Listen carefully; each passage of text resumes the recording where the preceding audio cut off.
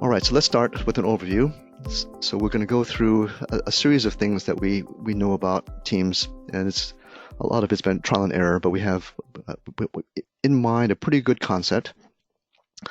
So at the very highest level is a team. So if you look off the left-hand side of Megan's system, we have an SSG team, and we have an executive team. There is going to be an operations team.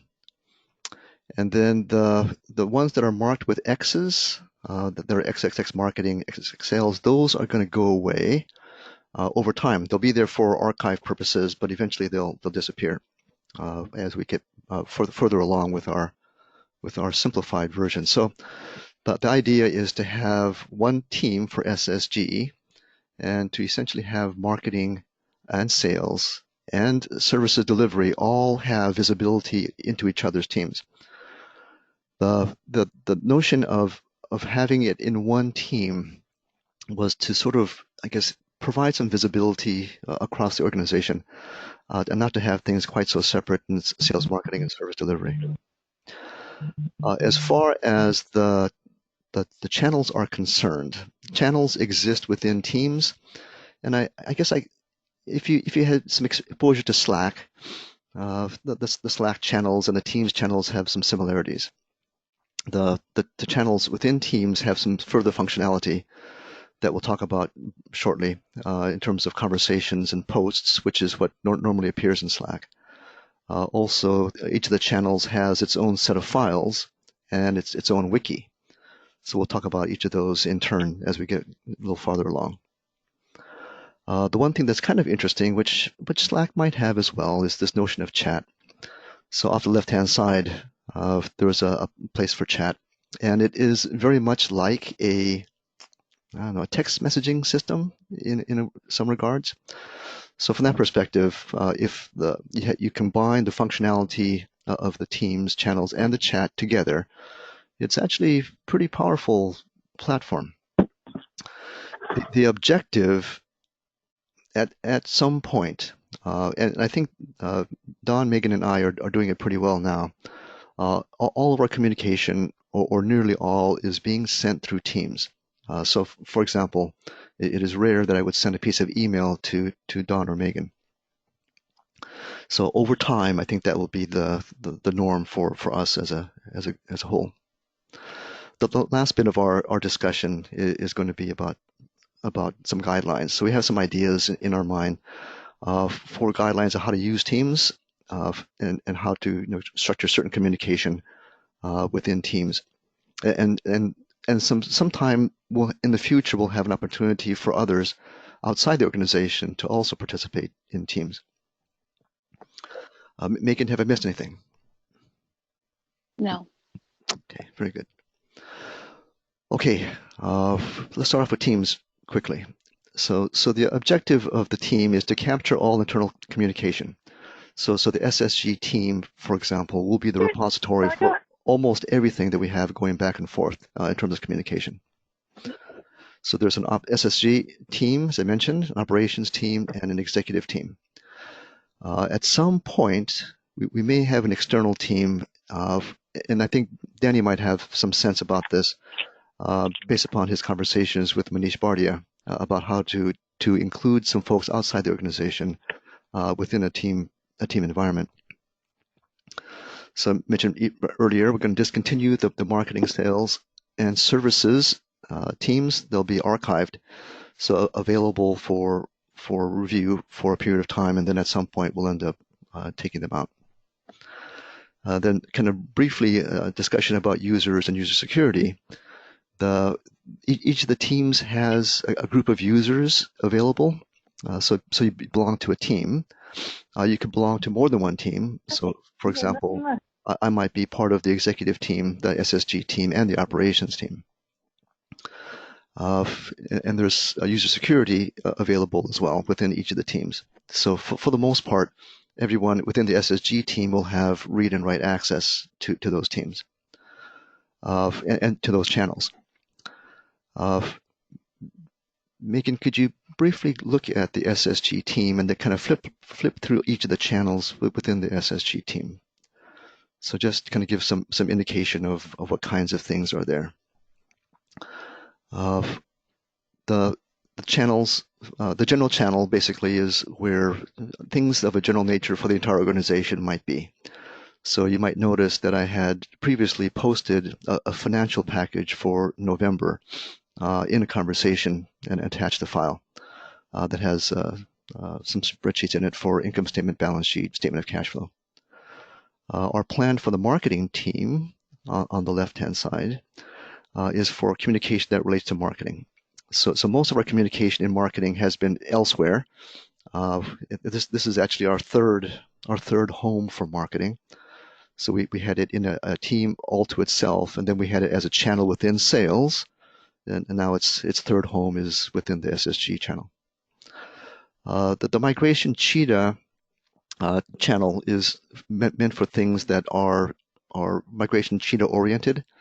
What I might suggest, maybe Megan can do that right now. Can you click on the dot next to migration cheetah? And can you rename or can you edit the channel for me quickly? What I was thinking about the name, as opposed to being specific to migration cheetah, I was thinking about it in terms of product development. So go ahead and change the channel name to product development for me. And then in the description, change migration cheetah also. Or what's it? Oh, I guess you can just take it out. Okay, good. Thank you. All right, so anyway, that is kind of how we were thinking about how the channels would work within the SSG team. Also, there's the sales channel if you would click on sales. So all communication that we were thinking about for the sales team, which previously was in a different team altogether, is now going to be within the SSG channel. And maybe what we could do real quickly is just click on Wiki to kind of show where the agendas were. So for today, for example, we had a sales team meeting, and we'll kind of keep the agendas in here as well. So those are notes from the 27th, and then our notes from today. Good. And then off to the left, you have one hidden channel there. Megan, what is that? Okay, good. Okay, so all the things that relate to services will end up in this channel. So previously, the services team had recorded meeting notes and so forth in the services team. We are going to disband the services team in favor of a services channel within the SSG team. Any other comments, Megan, about how we structured the SSG team?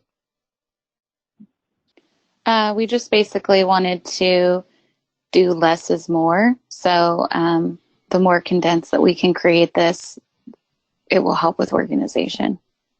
Yeah. And then I think Eric's point was also that maybe we can start out simply first. As time rolls on, we can add more teams, add more channels. But the one thing to be cautious of, I think, for right now is something that we know as sprawl, S-P-R-A-W-L. And we probably experienced this in Confluence as well, where it got to the point where no one could find anything and people were questioning where to save things. That can happen with teams as well. So I think our approach is to try and keep it simple for right now and then expand as we need to. Alrighty. Again, if you have some questions, go ahead and put them in the chat window. We'll try and catch them at the end of our discussion. Okay, so let's switch to the concept of channels. So we thought about channels as more permanent conversation. So things that might have, I don't know, some back and forth communication. It might need some input from various people. Those kinds of things would go into a channel conversation. So you might have noticed some things that we have put in there for the financial statements, for example. So that might warrant some additional conversation later on. Okay, so for the SSG team, okay, sorry. The channels are subject to user security, so we can add users and have users be able to edit or not, or make them read only. There are some other kinds of securities available at the user level. There is an opportunity to send email to a channel. So I've done it once in test with Megan, but maybe I haven't really got a good idea yet of how that might work. I was thinking about support tickets, I suppose, could be sent to a channel. But there's a way to get a piece of email to show up as a conversation within a channel. Okay, we talked about the SS team briefly. So we have a general, marketing, sales, services, and then we're going to change the migration cheetah to make that product development. So if you change that in our agenda as well. The operations team, we separated a little bit because some of the information in there is a little bit more sensitive than others. So within the operations team, we have a general and accounting and information technology, legal and human resources within the operations team. Within the executive team, we have two. We have one for the pivot plan. We have one for general. However, we are putting all of our communication pretty much in general. So this is something that Eric mentioned in terms of the 10th anniversary IMCP party, where Justin Slagle had created a team with 18 channels. And if I remember correctly, the bulk of the communication all went into the general channel. So that might happen for us as well. Alrighty, Megan, anything to add about channels? Nope. Okay, very good. Now, switching to a conversation. So within each channel, there's opportunity to create a conversation or a post, and it's a little bit confusing because the nomenclature that they use both terms, communication and post. So these things exist within a team. And within a channel. So the conversation will appear within a channel. To mention someone, I think Megan used the word tag. To mention someone in the conversation, put the @ sign in front of their name, and then Teams will help you find the right person. You can attach files to a post, which I typically do. Attach the files to the post so that there's some context for the file. You can also upload a file directly to the files section. However, sometimes it's confusing because the file just appears there with no other reference, so the context is missing. My format, which you don't have to follow, but here's my suggestion, is to format it almost like an email message. So the two might be where you tag someone with an @ sign. So I'll typically start mine with kind of who I'm addressing it to. So if it was to Megan and Don, for example, I would type in @ Megan Stockwell, comma, @ Don Stramer to provide me that first line in that conversation. Maybe I don't call it a subject line, but typically I put a subject right afterwards to kind of indicate what the conversation was about. And then below it, add the context of the message. What you might get a little frustrated with, which I did initially, was that when you hit return, it's going to send the message, which you might not be ready for it. So the shift enter, which appears in other systems. So I think LinkedIn, for example, you have an option to switch it back and forth so that the shift enter will create a new line. And that is the only way to create a new line as far as I can tell within Teams. Conversation is just to hit that shift enter key. So my typical trick is that once I get the people's names tagged at the very beginning, is to hit the shift key and then 5 or 6 enters, basically, to give me some space to work. But just kind of be aware that the first few times you do this, when you press the enter key, the message is just going to go, whether you're ready or not. There is a way to associate a wiki section to a post. So for example, if you were to create a wiki section for a meeting agenda, you could pick up the link essentially for it and then pop it into a conversation. So the conversation would then reference a wiki section. So that might be useful for some parking lot items, for example. Whenever a conversation is created, I think it is best for things of a longer term nature, things that require some back and forth communication, things that might last for a little while and require some input from multiple team members. Okay, Megan, anything else to add as far as conversations posts?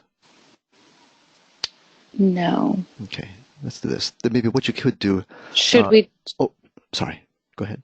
Should we do a rough example of how to do a post? Okay, good. Good.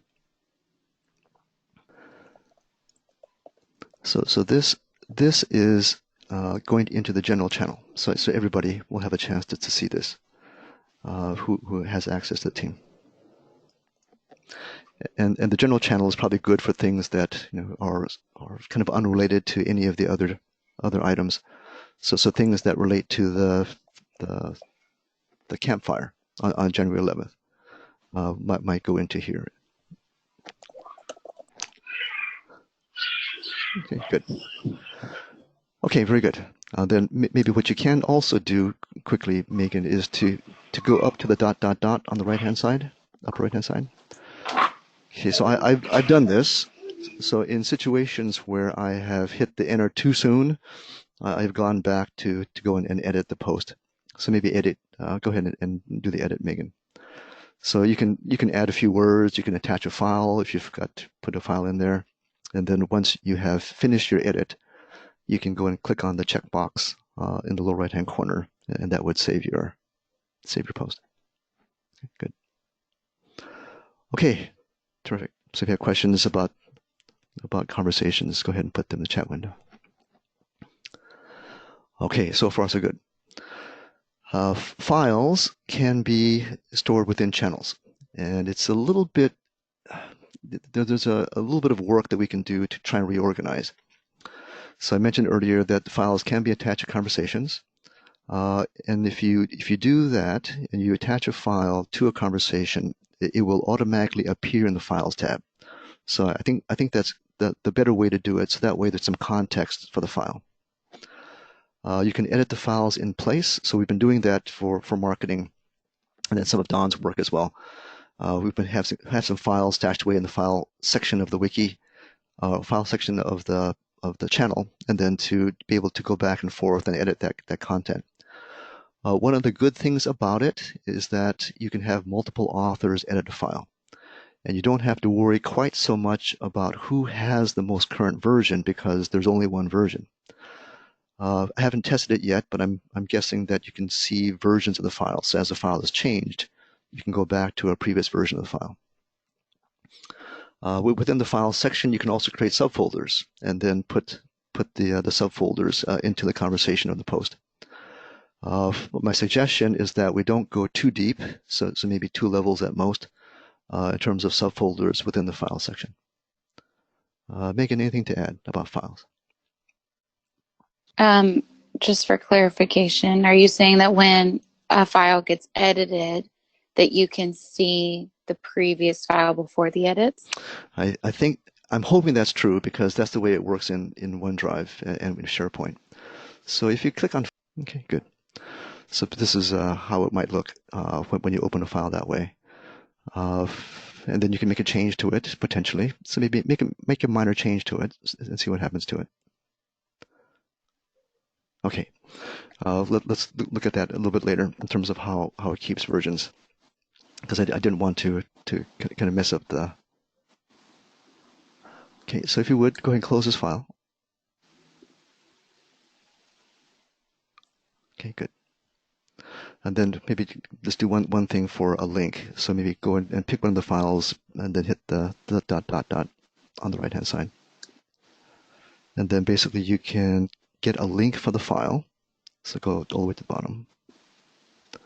And then basically that link is how you would reference the file in some communication, either potentially an email, possibly, but more likely in a Teams communication in a post. Okay, go ahead and switch back to our agenda, if you would. Okay, so now let's talk a little bit about the wiki. So what you're looking at right now is actually a wiki section within a page. So what's a little bit confusing is that if you used OneNote before, typically you would create a section first and then pages within the section. However, in the wiki, it's backwards. So basically you create a page first and then sections within the page. So that ends up a little bit confusing, because it's backwards from OneNote. So in any case, our typical approach lately has been to create pages for various things. So in this case, there is a page for meeting agendas and notes. And then we also have a page for agenda templates that we use to kind of copy and paste from to go and create new agendas for each of our meetings. So what you're looking at right now is kind of a longish section, essentially, of how we have planned our outline for Teams. If you look at the agendas and meeting notes section, so this is a section where we've been keeping our meeting agendas and our meeting notes from our status meetings that we have once a week for the SSG team. So historically, we've kind of gone through, week by week and sort of kept them in this spot. So at any point in time, if something gets mentioned in a meeting that you want to go back to, then you could essentially go back to any one of our meetings that we've taken notes on and go and pick up some information in terms of a task that you might have been assigned to or something for timing on a date. So this is a reasonably good way to do this. Maybe I'm not 100% happy with the functionality, but for the most part, it's pretty good. Megan, any comments about Wiki entries? No. Okay, good. Okay, very good. Then in that case, if you would switch back to our agenda. Again, if you have some questions, go ahead and put them in the chat window. Okay, my sense of chat in Teams is very much like text messaging. So we've kind of all put the Teams app on our phones. It's a little bit of a distraction sometimes when notifications come through in rapid fashion, but basically the phone, the app in Teams acts very much like text messaging. So Megan and I sometimes have gone back and forth in chat to ask and answer some questions. What sometimes happens is that I don't get a notification on my phone. However, I do get a notification when I'm online. So at first I was confused. Why didn't this work on my phone? It turns out that if you are on Teams on a computer, either in the web browser or in the Teams client, it will pick up the notifications there and not go to your phone. If you're inactive for 3 minutes or more, either in the web browser or on the client, then it comes to your phone. So that confused me for a bit, but if you think about it, that's actually pretty elegant. So chats are not associated with channels, so they're totally independent of the channels and the teams, and they're sort of person-based, if you will. My sense of the chat is that it should be used for short-term, short-lived communication. So things that might relate to ordering food from a restaurant for lunch or something. Things that kind of relate to a meeting later in the day at 4:30. So those are things that have a kind of short-lived nature to them, and probably the best for Teams. Teams chat. So over time, I would guess that we'll use the chat instead of text messages for internal. For external, of course, you have no recourse at the moment for external except to use your typical text messaging. However, I think our goal should be for all internal communication, including text messages, to put them through Teams. So if you were to, so often, not always, but usually, I will send something to Megan through the chat as opposed to a text messages. So sometimes if it's really urgent, then maybe I might do it in text message, but for the most part, I try and do it in chat. You can get a communication on your mobile app, so it dings just like a text message, so it sounds the same. You can do a group chat, so we've done that. So Dawn, Megan, and I, for example, have done some group chats. One of the things that is a little bit of a headache is for external users. So Eric, we had set up an external user for Eric at his partner source IT email address. You cannot add an external user to a group chat. However, you can chat with the external user by himself. So that is a little bit of a drawback, but otherwise, I think the functionality is pretty good. Anything else that you can think of, Megan, for chat? No. Okay, very good. Okay, I guess maybe for demonstration purposes, maybe you can send me a chat, and then I'll see if I can pick up my chat. Okay, very good. And then maybe what I'll do, just for the sake of demonstration, I'm going to take presenter, and then what you're looking at basically is my Teams client on a workstation I have at home. And then I should be able to see the chat message that Megan sent. Okay, very good. And I'll type back hello to Megan. Oops. Okay, good. Okay, and that will go back to Megan's side. Then if Megan can take back presenter, she should see my hello come back to her. Okay, this is very fast, so I don't think I have seen any delay essentially in this process. Okay, very good. Then if you could go back to the agenda for a moment.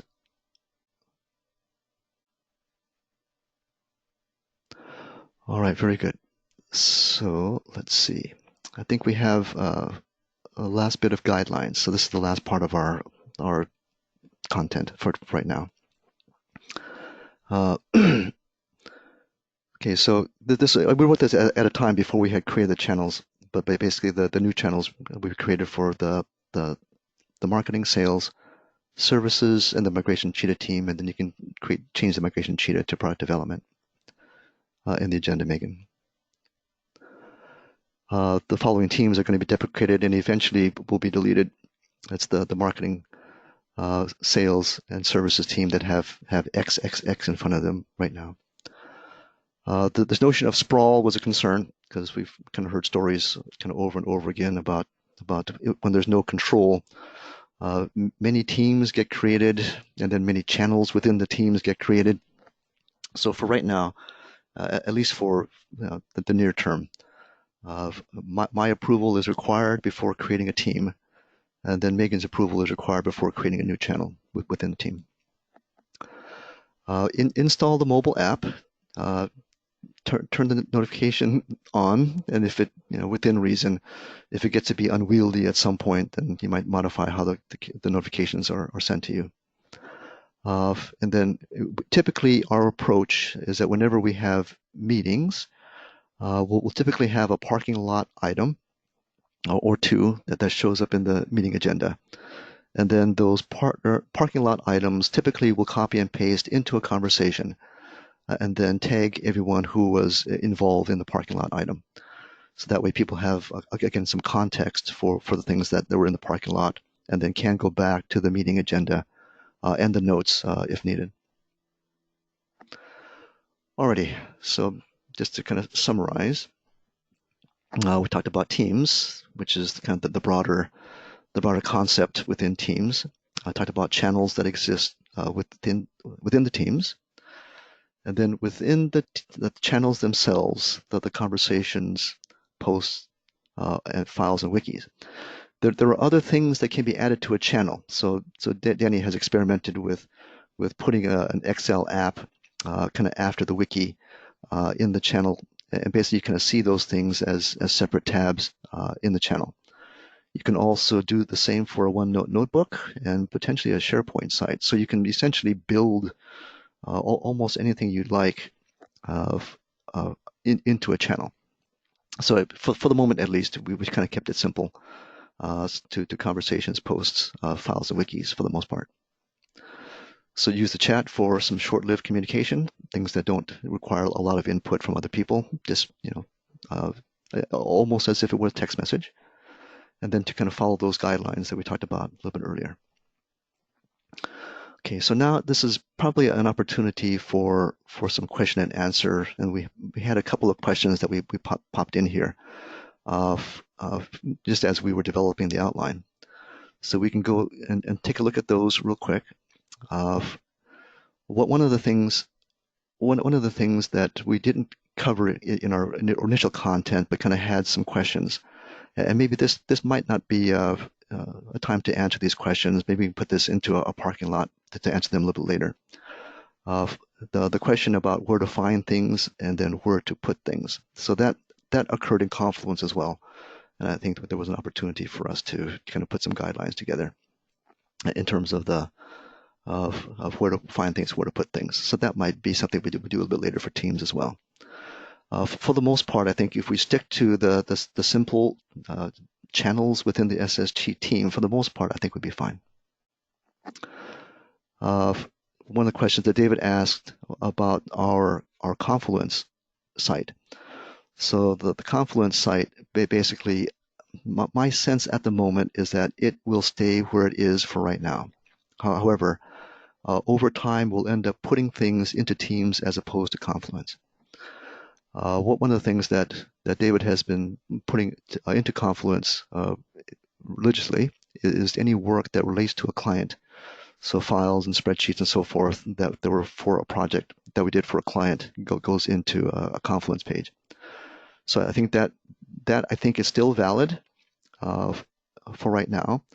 However, I think we should have some discussions about where the best place to put that within Teams. And maybe we can kind of toy around with some things with OneNote, for example, as a place to put some things that relate to a client project. Over time, I guess we could switch to from GoToMeeting to the Teams meeting, which is the Skype for Business replacement. Maybe for right now, I think it's probably warranted for us to kind of stick with Teams. Stick with GoToMeeting, and then over time transition to Teams for meetings. All right, very good. Okay, so let me go to chat. Okay, so I already got it out, Brian. okay, good. Good. Okay, thank you. So I think the question is, does a user have the ability to edit someone else's entries? What we could do, I think, quickly is to see if that's true. Okay, so maybe Megan could go to one of the conversations and then see if you can edit mine.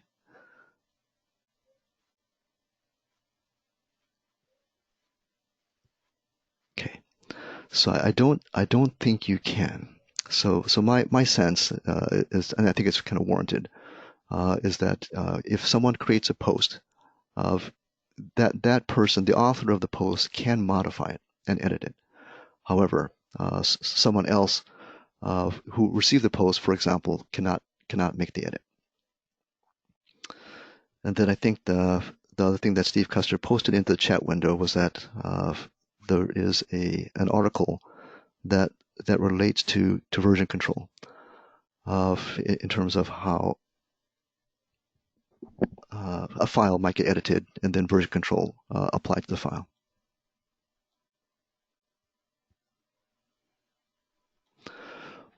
All right, Megan, anything else? Do we miss anything? I don't believe so. Okay, very good. Good. All right. Does anybody else have any questions regarding Teams or channels, conversations, wikis, etc.? Only one. If I create a post and down the road, let's say 4 months down the road, I don't want it there anymore, can I delete that? I think the answer is yes. Okay. Because at least my experience so far is that I haven't had any time constraints in terms of editing or deleting a post. Is there any built-in security that you could actually build some kind of a policy for that? And that anything older than 10 days is automatically uneditable? Okay, a good question. So at the moment, I don't know, but we could do a quick check. Maybe if Megan could go to the SSG team and then do the ... off to the right, and then there is I think a manage. Try manage team. Okay, so each of the teams has owners. So at the moment, There were 3 owners. And then if Megan could click on the members and guests below, so everybody else is some where it says members and guests, Megan. So that this is the remaining users that have access to the team.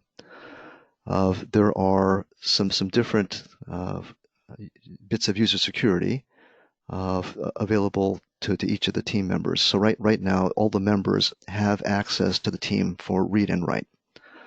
As far as Steve's specific question about how long something might last and be editable, I think we'll need to table that and see if we can find that answer separately. Yeah. So is your concern basically for someone to delete something from a year ago, for example? Yeah, it's a disgruntled person decides that they're going to trash teams. Mm-hmm. And that would be bad. Okay, yeah, very good. Understood. Okay, so we'll make that a parking lot item. We'll do some research and see if we record an answer for it as well.